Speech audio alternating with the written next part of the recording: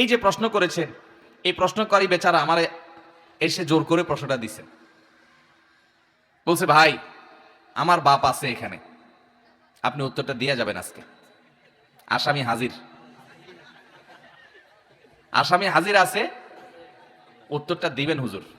তা আমি চিন্তা করছি একটা প্রশ্ন উত্তর যদি দিত এটাই দেব। আমার বাবার টাকায় আমি প্রবাসে যাই, আমি দীর্ঘ 18 বছর প্রবাসে কাটাই। আমার 3 বোন এবং 2 ভাই, আমি পরিবারের বড় সন্তান। আমার উপার্জন অর্থের দ্বারা 3 বোনের লেখাপড়া করার এবং 1 ভাইয়ের লেখাপড়ার যাবতীয় খরচ বহন করি এবং সংসারের যাবতীয় খরচ বহন করি। এই 3 বোনের বিবাহের যাবতীয় খরচ আমি বহন করি।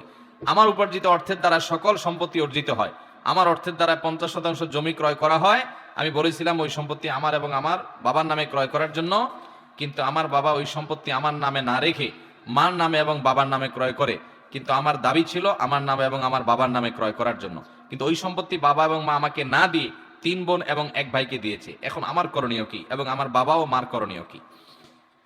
দেখেন, এই প্রশ্ন শত শত ফ্যামিলির, বিশেষ করে প্রবাসীদের প্রতি যে পরিমাণ জুলুম আমাদের দেশে করা হয়, শুধুমাত্র পরিবারের লোকরা জুলুম করে তা না, ওই এয়ারপোর্ট থেকে শুরু হয়।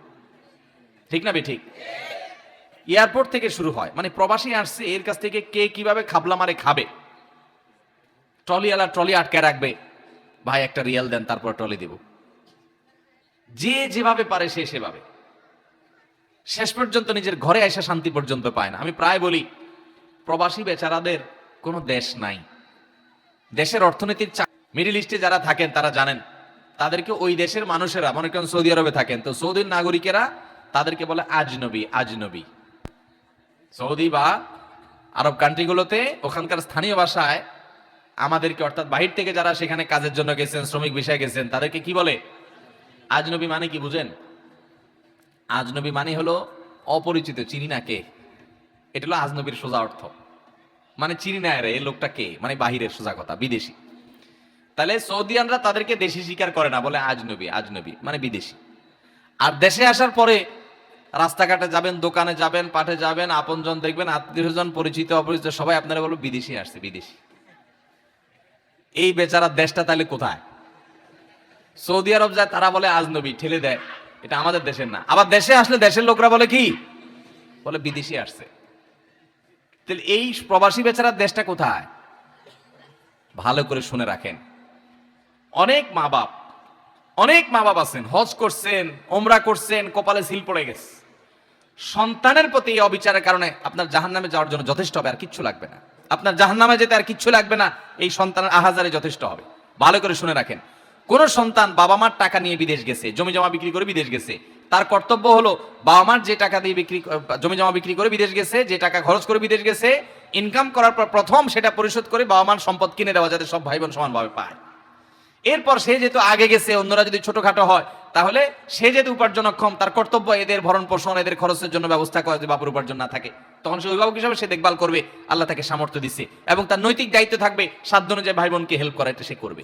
কিন্তু এর মানে এই না সে সারা জীবন যত উপার্জন করবে, জমি জমা করবে, ব্যাংক ব্যালেন্স করবে, সব বাপ নিজের নামে করবে, এবং অন্যান্য ছেলে মেয়ে যেগুলা রাস্তায় টোটো কোম্পানির ম্যানেজারি করে ঘুরে বেড়াইছে, ওইগুলারও ভাগ দিয়ে দিবে ওর কষ্টের টাকা। এটা কোনোদিন জায়েজ হবে?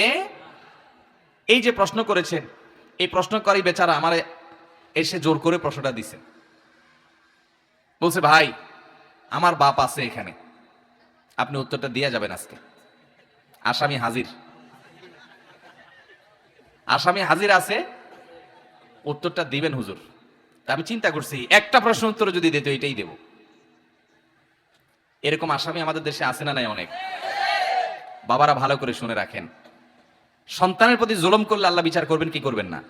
আপনি এটা মনে করিয়েন না যে আমারই তো ছেলে, তার প্রতি জুলুম করলে আবার কিসের বিচার। জি না, আল্লাহ তাআলা কোনো জুলুমের ছাড় দিবেন।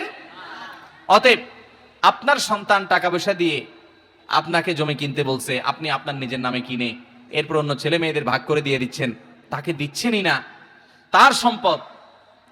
আমি এই ভাইকে বলবো, আপনি আইনি লড়াই করে যদি নেওয়ার সুযোগ থাকে, যদি আপনার আইনি লড়াই করে নেওয়ার সুযোগ খুব একটা নাই, কারণ আপনার কোনো এভিডেন্স প্রমাণ নাই।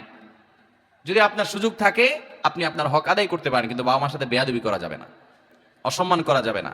আপনি আপনার অধিকার অন্যায়ভাবে বঞ্চিত হলে আপনি সেটা আদায় করতে পারেন। আর যদি আপনি ছাড় দেন, আল্লাহর জন্য মাফ করে দেন, বাবা মা আল্লাহ তাআলা আপনাকে তার জন্য আজর এবং বিনিময় দান করবেন। কিন্তু বাবা মার জন্য এটা অবশ্যই গুনাহের কথা যে সন্তানের সম্পদ কিভাবে আত্মসাৎ করবেন। যারা বিদেশে যায়, আমি বহু পরিবারে দেখেছি যে বেশিরভাগ বিদেশিদের ওই বেচারা প্রবাসে থেকে তার জীবনটা শেষ হয়ে যায়, বুড়া বয়সে আসে, তার আর কিছুই থাকে না, সব ভাগযোগ করে নিয়ে যায়। তারই টাকায় ভাই বোন পড়ালেখা করে বড় মানুষের পরে ভাইকে আর চিনেও না, আছে না নাই? আবার এর উল্টাটাও মাঝে মধ্যে দেখা যায় যে ভাই বিদেশ গেছে, সে আর দেশের লোকদের চিনেও না, ভাই বোনকে চিনেও না, দিনকাল ভালো হওয়ার পরে সে নিজের ইয়ানফসি করে। এরকম স্বার্থপর ভাইও আছে। তবে বেশিরভাগ যারা সংসারের ঘানি টানে এক সময়, বোঝা টানে এক সময়, তাদের কেউ কেয়ার করে না।